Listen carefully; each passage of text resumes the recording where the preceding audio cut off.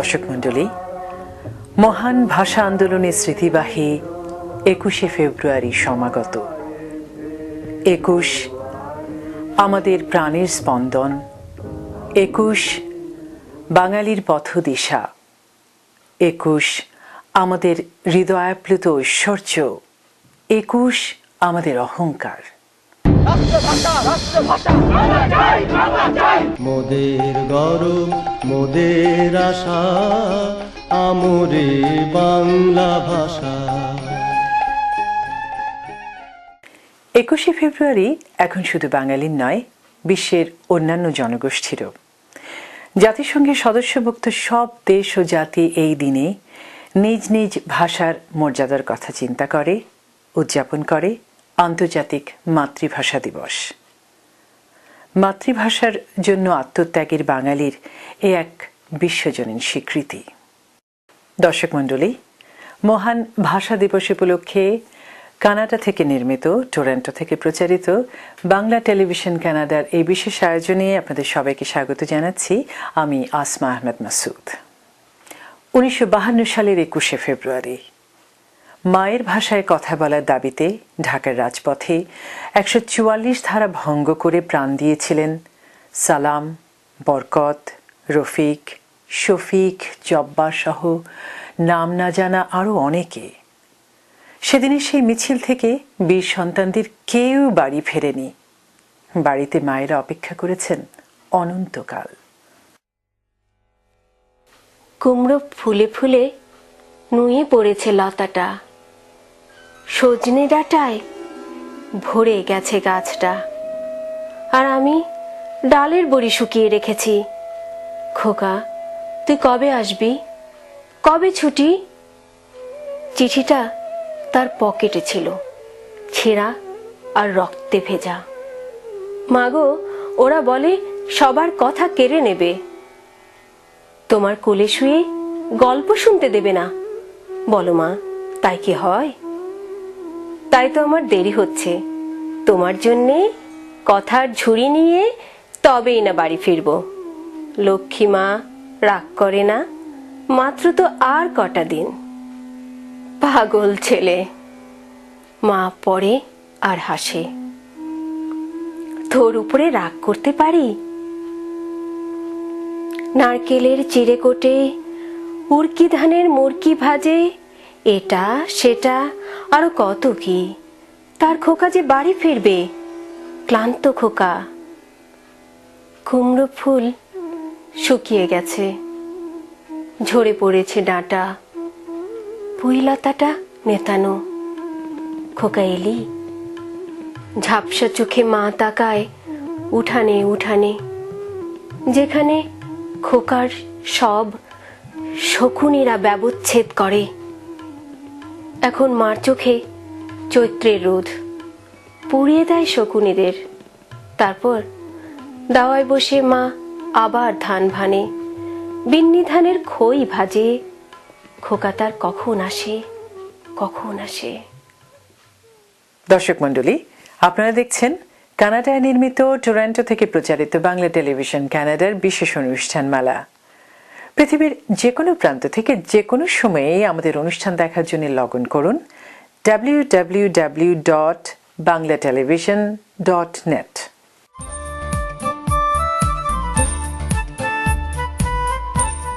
সড়ক দুর্ঘটনা অথবা পড়ে গিয়ে আপনি কি আঘাতপ্রাপ্ত?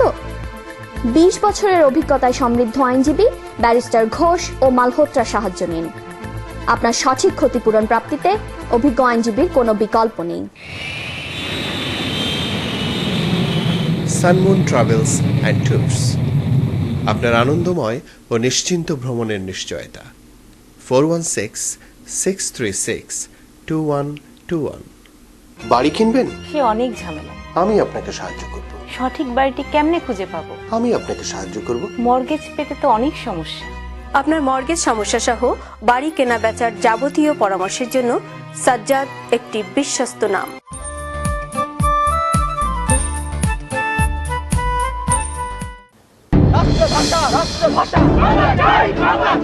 মোদের গৌরব, মোদের আশা, আমরে বাংলা ভাষা। 1947 সালে পাকিস্তান রাষ্ট্র প্রতিষ্ঠার পরপরই পশ্চিম পাকিস্তানের শাসক গোষ্ঠী সংখ্যাগরিষ্ঠ পূর্ব পাকিস্তানের বাঙালিদের প্রতি করতে থাকে বৈষম্য। সরকারি চাকরি, অর্থনৈতিক উন্নয়ন, সমাজ কল্যাণ, সংস্কৃতি সর্বত্রই চলে বৈষম্য। চলুন তাহলে এবারে দেখা যাক এই বৈষম্যের উপর একটি তুলনামূলক চিত্র। পশ্চিম পাকিস্তানের জনসংখ্যা ছিল 5,50,00,000 এবং পূর্ব পাকিস্তানের জনসংখ্যা 7,50,00,000। জনসংখ্যার শতকরা হার পশ্চিম পাকিস্তান 42.31% এবং পূর্ব পাকিস্তানের 57.69%। পাকিস্তানের কেন্দ্রীয় সিভিল সার্ভিসে পশ্চিম পাকিস্তানিরা নিয়োগ পেয়েছিল শতকরা 84%, আর পূর্ব পাকিস্তানের বাঙালিরা মাত্র 16%। পাকিস্তান ফরেন সার্ভিসে পশ্চিম পাকিস্তান থেকে শতকরা 85%, আর পূর্ব পাকিস্তান থেকে 15% মাত্র। বিমান বাহিনীর পাইলট পশ্চিম পাকিস্তান থেকে শতকরা 89%, পূর্ব পাকিস্তানিরা মাত্র 11%। পাকিস্তানের বিদেশি দূতাবাসসমূহে দূতাবাস প্রধানের পদে পশ্চিম পাকিস্তান থেকে নিয়োগ পায় 60 জন, আর বাঙালিরা মাত্র 9 জন। পাকিস্তানের সেনাবাহিনীতে সাধারণ সৈনিকের সংখ্যা পশ্চিম পাকিস্তান থেকে 5 লক্ষ এবং বাঙালির মাত্র 20,000। সামরিক বাহিনীতে জেনারেল পদমর্যাদায় পশ্চিম পাকিস্তানিরা পদোন্নতি পায় 16 জন, আর বাঙালি মাত্র 1 জন। পশ্চিম পাকিস্তানের সরকারি হাসপাতালে ডাক্তারের সংখ্যা 12,400, আর পূর্ব পাকিস্তানে 7.5 কোটি মানুষের জন্য সেই সংখ্যা মাত্র 7,600। সরকারি হাসপাতালে শয্যার সংখ্যা পশ্চিম পাকিস্তানের 5.5 কোটি মানুষের জন্য 26,000, আর 7.5 কোটি বাঙালির জন্য মাত্র 6,000। দর্শক মণ্ডলী, শুধুমাত্র চাকুরি, অর্থনৈতিক উন্নয়ন বা সমাজ কল্যাণের ক্ষেত্রে যে বাঙালিরা বৈষম্যের শিকার হয়েছিল তা নয়, পশ্চিম পাকিস্তানের শাসক গোষ্ঠী আমাদের ভাষা ও সংস্কৃতিকে অবজ্ঞা করছিল ভীষণভাবে। পর্দায় দেখুন, এটি পাকিস্তান রাষ্ট্র প্রতিষ্ঠার পরপরই বাজারে চালু মুদ্রা টাকার ছবি। এই টাকার কোথাও বাংলায় কিছুই লেখা নেই। তাহলে আমরা বাঙালিরা কেমন করে বুঝবো এটা কত টাকার নোট? বাঙালিদের পক্ষ থেকে দাবি তোলা হলো, খবরের কাগজে লেখালেখি হলো, এলো কিছুটা পরিবর্তন। পর্দায় ছবিটা দেখুন। টাকার 2 কোণে বাংলা হরফের শুধু এক কথাটা লেখা হলো, কিন্তু পাকিস্তান সরকার বা চাহিদা মাত্র বাহককে দিতে বাধ্য থাকবে ইত্যাদি কোনো কথাই বাংলায় লেখা হলো না। এই বৈষম্যের বিরুদ্ধে নানা মহল থেকে প্রতিবাদ জানানো হলো, এলো আরো কিছু পরিবর্তন। দেখুন এবারের ছবিতে টাকায় বাংলা হরফে, অঙ্কে এবং কথায় 100 টাকা কথাটি লেখা হলো, কিন্তু এবারেও টাকায় বাংলা এবং উর্দু ভাষা ব্যবহারের সমতা এলো না। আবার প্রতিবাদ। এবারের ছবিটা দেখুন, বাংলা এবং উর্দু উভয় ভাষার সমান অংশ দিতে বাধ্য হলো। এভাবেই বাংলা এবং বাঙালিরা পাকিস্তানি শাসক গোষ্ঠীর দ্বারা বৈষম্যের শিকার হয়েছে এবং বাঙালিরা প্রতিবাদ, প্রতিরোধ, যুদ্ধ করে প্রতিবারই তাদের অধিকার অর্জন করেছে। মোদের গৌরব, মোদের আশা, আমরে বাংলা ভাষা। দর্শক মণ্ডলী, 21শে ফেব্রুয়ারির চেতনাই বাংলাদেশের স্বাধীনতার চেতনা। 21 বাঙালিকে জাগ্রত করে। ঢাকার কেন্দ্রীয় শহীদ মিনার বাংলাদেশের স্বাধিকার থেকে স্বাধীনতার প্রতিটি আন্দোলনেই প্রেরণার উৎস হিসেবে কাজ করেছে। ঢাকা কেন্দ্রীয় শহীদ মিনার আজ আমরা যে অবস্থায় দেখছি, 1952 সালের 23শে ফেব্রুয়ারি প্রতিষ্ঠার পর থেকে এই শহীদ মিনার নানা ঘাত ও প্রতিঘাতের মধ্য দিয়ে আজ এখানে এ অবস্থায় এসে দাঁড়িয়েছে। ঢাকার কেন্দ্রীয় শহীদ মিনার ভাষা শহীদদের রক্তে স্নাত ভিত্তির উপর গড়ে ওঠা বাঙালির ভাষা, স্বাধিকার, স্বাধীনতা ইত্যাদি সব আন্দোলনের প্রেরণার উৎস। উর্দু হবে পাকিস্তানের একমাত্র রাষ্ট্রভাষা।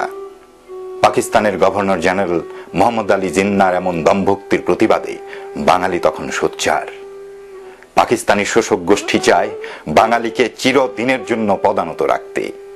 সুকৌশলে প্রথম আঘাত হানল বাংলা ভাষার উপরে। তারা চাইল বাঙালি বাংলা না বলে উর্দু বলবে। শৌর্যে বীর্যে চির উন্নত শির। বাঙালি জাতি সাথে সাথেই এর বিরুদ্ধে প্রতিবাদ জানালো। ছাত্র জনতা একসাথে রাস্তায় নেমে এলো। তাদের ন্যায্য দাবি, সংখ্যাগরিষ্ঠ বাঙালির ভাষা বাংলাকে অন্যতম রাষ্ট্রভাষার মর্যাদা দিতে হবে। সম অধিকারে নয়, দমন পীড়নে বিশ্বাসী পাকিস্তানি শোষক গোষ্ঠী বাঙালির ন্যায্য দাবিকে বুলেট বারুদের গন্ধে স্তব্ধ করে দিতে চাইল। 1952 সালের 21শে ফেব্রুয়ারি ঢাকার রাস্তায় ভাষার দাবিতে শান্তিপূর্ণ মিছিলে গুলি চালিয়ে পাকিস্তানি শোষক হত্যা করল রফিক, শফিক, জব্বার, বরকত সহ অনেক নিরীহ মিছিলকারীকে।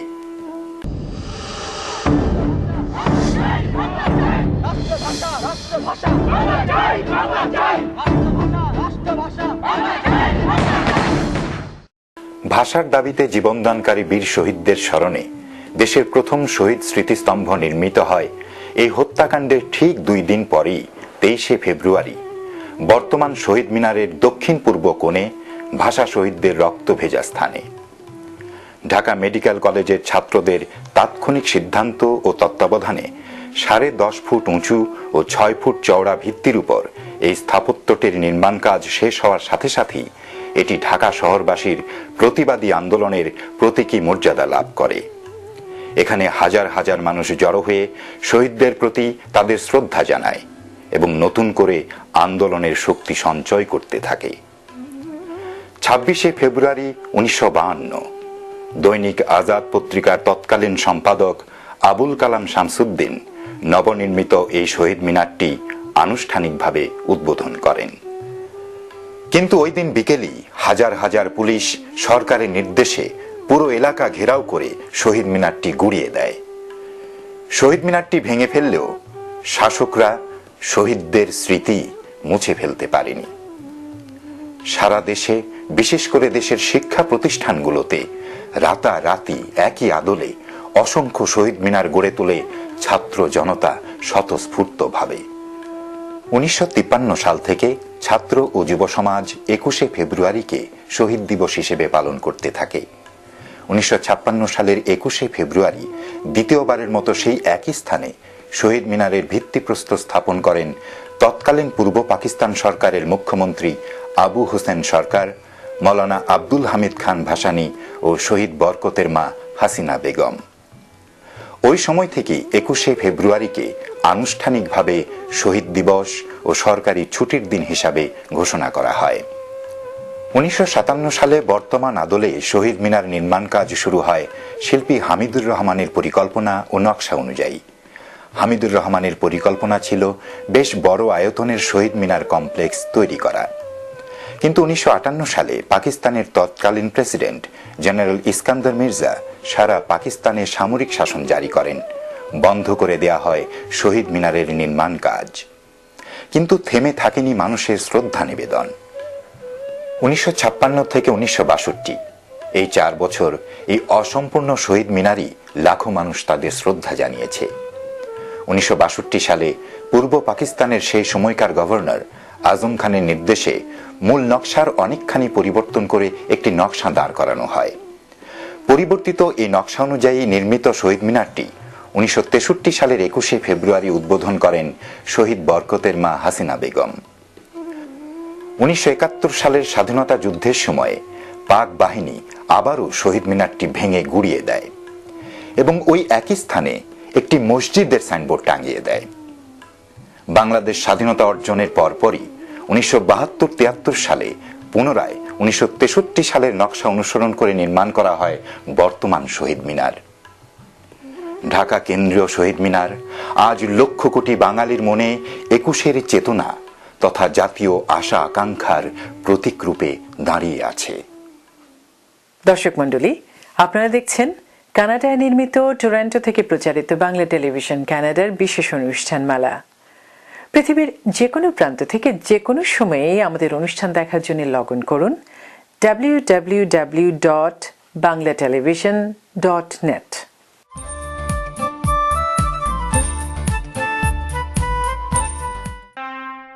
আপনি কি বাড়ি, কন্ডোমিনিয়াম বা ব্যবসা প্রতিষ্ঠান ক্রয় বা বিক্রয়ের কথা ভাবছেন?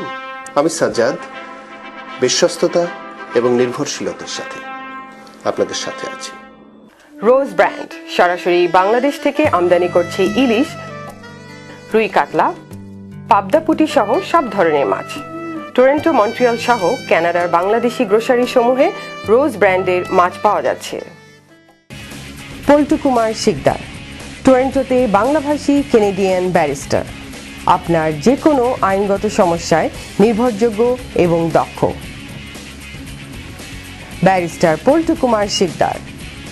একটি স্বপ্নীল বাড়ি, একটি লাভজনক ব্যবসা, একটি নির্ঝঞ্ঝাট কন্ডোমিনিয়াম।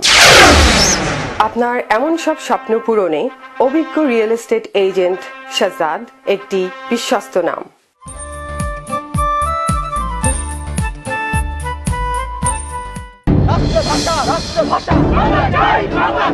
মোদের গৌরব মোদের আশা আমরে বাংলা ভাষা। দর্শক মণ্ডলী, পৃথিবীতে বর্তমানে প্রায় ৬,০০০ ভাষাভাষীর মানবগোষ্ঠী বসবাস করছে। দুঃখজনক হলেও সত্য যে এর মধ্যে মাত্র ১০০টি ভাষা এখন পর্যন্ত নিরাপদ রয়েছে।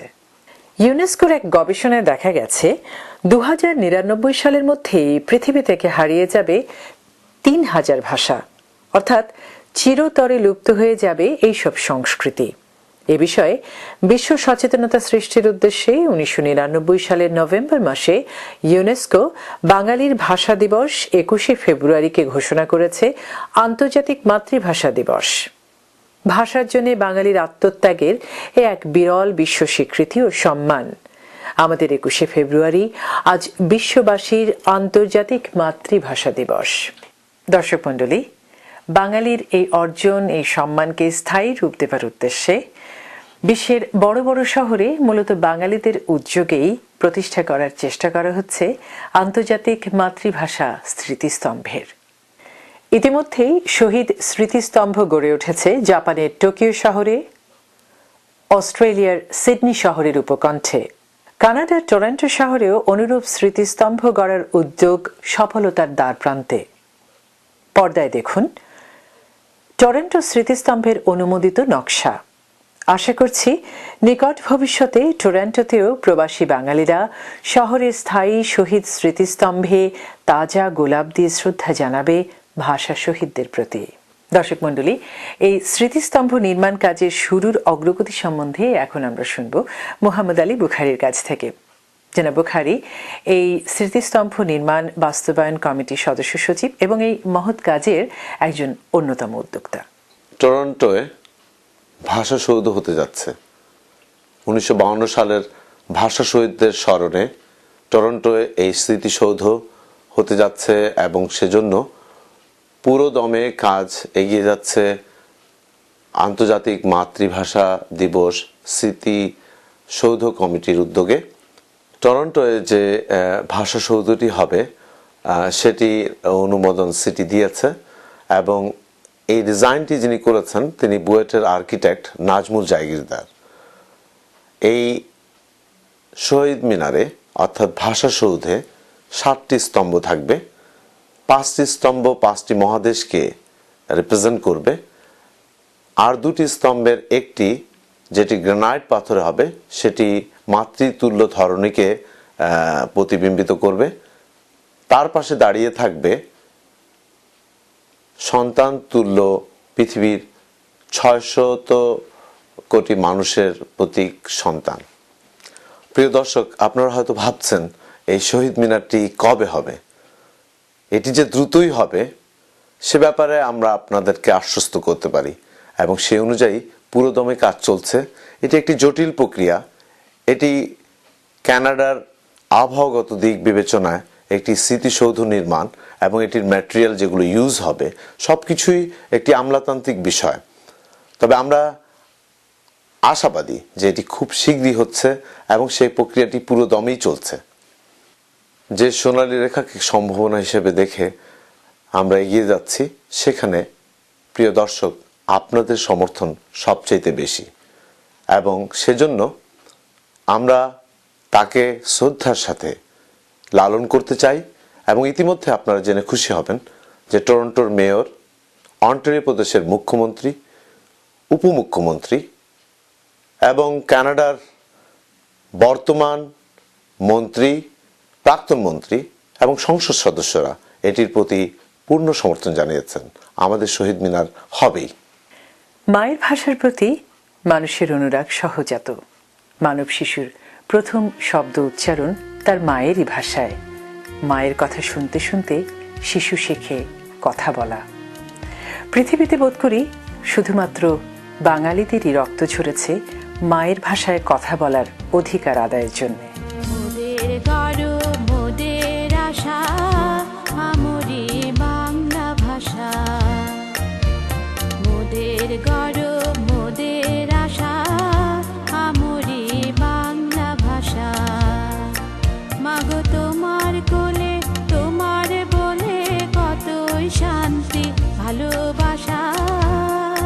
মাগো তোমার কোলে, তোমার বলে কতই শান্তি ভালোবাসা। আমরি বাংলা ভাষা, মোদের গর্ব, মোদের আশা, আমরি বাংলা ভাষা।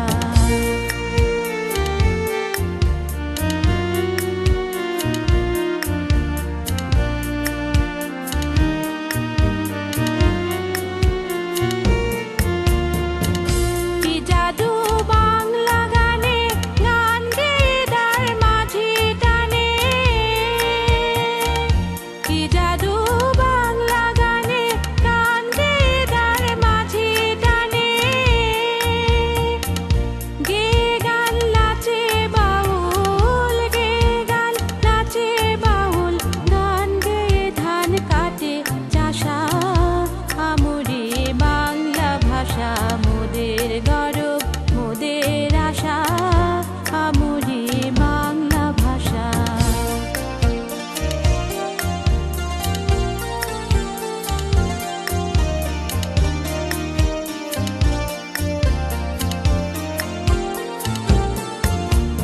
বিদ্যাপতি, চণ্ডী, গোবিন্দ, হেম, মধু, বঙ্কিম, নবীন।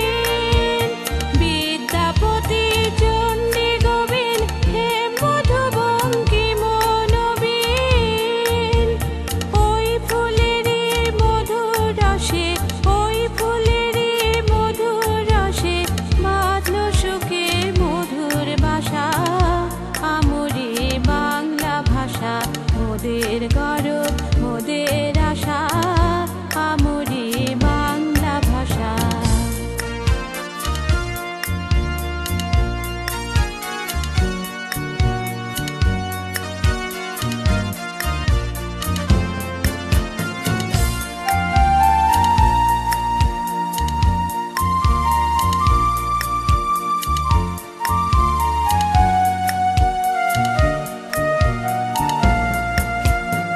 এই ভাষাতেই প্রথম বলে ডাকলো মায়ে মামা বলে। এই ভাষাতেই প্রথম বলে ডাকলো মায়ে মামা বলে। এই ভাষাতেই বলবো হরি, এই ভাষাতেই বলবো হরি, সঙ্গ হলে কাদা ভাষা। আমরি বাংলা ভাষা, মোদের গর্ব, মোদের আশা, আমরি বাংলা ভাষা। মাগো তোমার কোলে, তোমার বলে কতই শান্তি ভালোবাসা। মাগো তোমার কোলে, তোমার বলে কতই শান্তি ভালোবাসা। আমরি বাংলা ভাষা, মোদের গর্ব, মোদের আশা, আমরি বাংলা ভাষা। আমরি বাংলা ভাষা, আমরি বাংলা ভাষা। 21শে ফেব্রুয়ারি শুধু একটি অনুষ্ঠান বা দিন নয়, এটি আমাদের একটি চেতনা, যে চেতনা আমাদেরকে জাতি হিসেবে গর্ব করার সুযোগ এনে দেয়। চিরজাগরুক থাক এই চেতনা আমাদের মনের মাঝারে, উপাসনা করি সব শহীদদের মনির মন্দিরে। জন্ম জন্মান্তরে, প্রজন্ম থেকে প্রজন্মে চির অমলিন থাক এই শিখা। দর্শক মণ্ডলী, এই ছিল আমাদের আজকের আয়োজন। আপনাদের সবাইকে ধন্যবাদ আমাদের সঙ্গে থাকার জন্যে। আজ থেকে এক পক্ষকাল পর আমাদের অনুষ্ঠান আবারও আপনারা দেখতে পারবেন একই সময়ে একই চ্যানেলে। আপনারা সবাই ভালো থাকুন, সুস্থ থাকুন, আর বাঙালির সঙ্গে বাংলা বলুন। 21শে জন্ম 21শে আশা, 21 আমার বাংলা ভাষা। 21শে জন্ম 21শে আশা, 21 আমার বাংলা ভাষা।